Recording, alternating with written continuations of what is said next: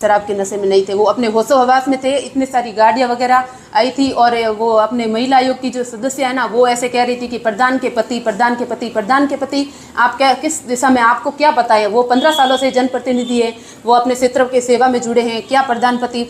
अब ना, जिसके पति के ऊपर इस तरह के हमले होते हैं वो एक महिला बता सकती है, उसकी खुद की पत्नी बता सकती है कि उसकी बौखलाहट किस चीज़ की है। हमारे ऊपर अपने जान का ही खतरा है तो अपने बौखलाहट नहीं होगी क्या? सभी साथियों को मेरा नमस्कार। सबसे पहले तो मैं आपको यह बताना चाहूँगी कि राज्य महिला आयोग की अध्यक्ष या जो भी सदस्य हैं वो हमारे बीच यहाँ बाड़मेर आए हैं, उनको मैं कहना चाहूँगी कि आप खुद एक महिला हैं, आप यहाँ किस हिसाब से आप इतना कांग्रेस प्रवक्ता की तरह आप एक भाषण के रूप में जो आप साक्षात्कार सभी को दे रही हैं, मैं उस बारे में आपसे मैडम यही पूछना चाहती हूँ कि आप पहले निष्पक्ष जाँच तो कीजिए। अभी तक आपकी कंकु देवी से कोई बातचीत नहीं हुई है, न ही उनकी सुपुत्र से किसी से बात हुई है। मैं ये आपको एक छोटे से उदाहरण के माध्यम से समझाना चाहूँगी। जैसे अब अपने बच्चों को स्कूल भेजते हैं ना, तो अपने वो बच्चे पढ़े लिखे होते हैं, उनको बहुत सारी एक्टिविटीज़ आती हैं, लेकिन जब वो स्कूल के अंदर स्कूल वालों के अधीन होते हैं तब वो वही कार्यक्रम करते हैं जैसा उनको टीचर्स निर्देशित करते हैं। तो मेरा यही कहना है, प्रशासन और श्रीमान हरीश चौधरी जी विधायक साहब, वो सभी बीजेपी वाले सदस्यों से मिले हुए हैं और वो उन्हीं दिशा में काम कर रहे हैं, और वो जबकि वो पाँचों के पाँचों अनपढ़ हैं। तो आप समझ सकते हो कि वो किस तरह से बयान दे रहे हैं। उनके ऊपर बहुत प्रेशर है, उनके घर वालों के ऊपर भी प्रेशर है। क्या क्यों न लगाए आरोप? वहाँ पर जो उस होटल में जो मामला हुआ था उसमें आप सभी देख सकते हैं, हरीश चौधरी ने अपने ऐसे अंगुलियों के इशारे पर अपने कार्यकर्ताओं को, जो उसके सबसे निजी कार्यकर्ता हैं, चेतन मेघवाल हैं, लक्ष्मण गोदारा हैं, उन सभी को ऐसे निर्देश दे रहे थे जैसे ये मामला जल्दी से जल्दी कब और ज़्यादा उलझे, ताकि जो कल जो मीटिंग अपने आने वाली है ममता कुमारी जी सदस्य, उनके सामने इस तरह का माहौल बना दे ताकि वो कुछ खास रिपोर्ट न दे पाए। उनके पुत्र से मिलने से जस्ट पहले ही ये घटना हुई है। आरोप प्रत्यारोप ऐसा है कि हमारे भी श्रीमान जी कैलाश चौधरी जी, वो भी एक तरह से अपनी बात रख रहे हैं। अब पूरी पार्टी का विषय हो गया है और अब पहले तो ये सिर्फ पाटोदी क्षेत्र का मामला था, अब ये पूरे बाड़मेर प्रदेश की अपने जो बीजेपी के सभी कार्यकर्ता हैं वो सभी इसी संबंध में लगे हुए हैं ताकि जल्द से जल्द वो उस दिन की जो घटना हुई उस बारे में न्याय मिले। अभी तक उस शनिवार की घटना है, आपको बता दूं, अभी तक पुलिस प्रशासन ने कोई भी कार्रवाई नहीं है। मेरे पति के साथ ज्यादती हुई है, उनके साथ धक्का मुक्की हुई है, आप उसमें आप अनुमान लगा सकते हो वीडियो देखकर। दर्ज करवाई जसवाल थाने में, लेकिन उस पर कार्रवाई 1% नहीं है।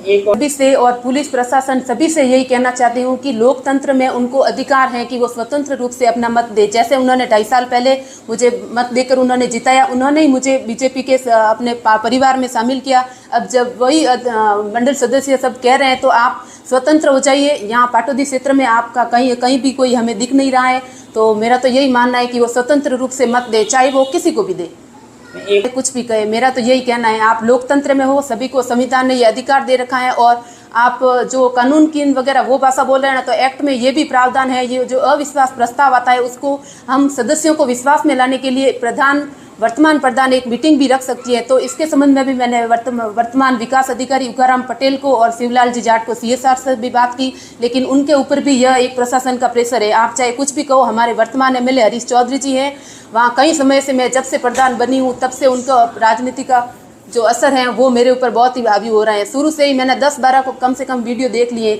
कोई कार्यकाल में आते ही कुछ अपना काम शुरू करने से पहले उसका तबादला हो जाता है, विकास कार्य बिल्कुल नहीं है, अंदरूनी किसी भी तरीके से हाथ हो, क्योंकि वो भी बीजेपी के सदस्य हैं, आप देख सकते हो, हम भी बीजेपी वाले। तो मेरे पति के साथ इतनी निर्मम घटना उसने की है, तो हमारी जब कोई सुनवाई नहीं है तो वो बीजेपी वाले सदस्य कौन से हुए जिसके ऊपर इतना पुलिस प्रशासन उसकी दिशा में काम कर रही है, जैसे कोई उनके ही हो वो आदमी।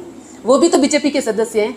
हमने जसवाल पुलिस थाने बिल्कुल नहीं है सर, मैं कह रही हूँ पूरी पुलिस वाला, पूरे राजस्थान का पुलिस वाले सभी इसी दिशा में लगे हुए हैं कि इस प्रकरण को ज़्यादा से ज़्यादा गंभीर बनाए और बिना फालतू सुलझाने का कार्य कर रहे हैं पूरा पुलिस प्रशासन। मैडम, सच्चाई ये भी है कि जो कांग्रेस का प्रशिक्षण चल रहा था वहाँ पर जाकर ऐसा आरोप है कि वहाँ पर आप जोगिंदर जी वहाँ गए और कार्यकर्ताओं के बीच में इस तरीके का बवाल मचाने का कोशिश। वो एक होटल है ना, बहुत बड़ा होटल है, जैसा कि आप इसी क्षेत्र से हो, आप भी ये जानते हो। तो वहाँ उनका कैंपस अलग था, हमने जो रूम ले रखा था वो एक अलग चीज़ है। और प्रशिक्षण का भी समय होता है, वो रात को 10 बजे की घटना है। शराब के नशे में नहीं थे, वो अपने होशो हवास में थे। इतने सारी गाड़ियां वगैरह आई थी और वो अपने महिला आयोग की जो सदस्य है ना, वो ऐसे कह रही थी कि प्रधान के पति, प्रधान के पति, प्रधान के पति। आप क्या, किस दिशा में, आपको क्या पता है? वो 15 सालों से जनप्रतिनिधि है, वो अपने क्षेत्र के सेवा में जुड़े हैं, क्या प्रधान पति? अब ना जिसके पति के ऊपर इस तरह के हमले होते हैं वो एक महिला बता सकती है, उसकी खुद की पत्नी बता सकती है कि उसकी बौखलाहट किस चीज़ की है। हमारे ऊपर अपने जान का ही खतरा है तो अपने बौखलाहट नहीं होगी क्या? आगे आप सरकार से क्या मांग करते हैं? सरकार से मैं यही कहना चाहती हूँ कि वो लोकतंत्र में ये सबको अधिकार है, वो स्वतंत्र रूप से मत दे और जिनको देना चाहे वो मत दे, लेकिन इस पर कार्रवाई होना बहुत ज़रूरी है। मेरे पति को उनको जान को खतरा है, उनके साथ बहुत ही निंदनीय घटना हुई है, ये इसलिए हम रुकेंगे नहीं।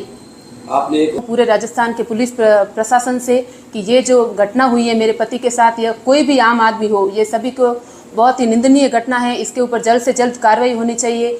ये कोई राजनीति का विषय नहीं है, यह अन्याय है बिल्कुल। आप जो सरासर देख रहे हो वीडियो के माध्यम से, आप चाहे किसी भी प्रकार से देखो, राजस्थान में पुलिस मतलब एक तरह से इतना मतलब घिनौना काम कर रही है जो एक बहुत ही आम आदमी के लिए अगर सोचे तो बहुत असंवेदनशील घटना है।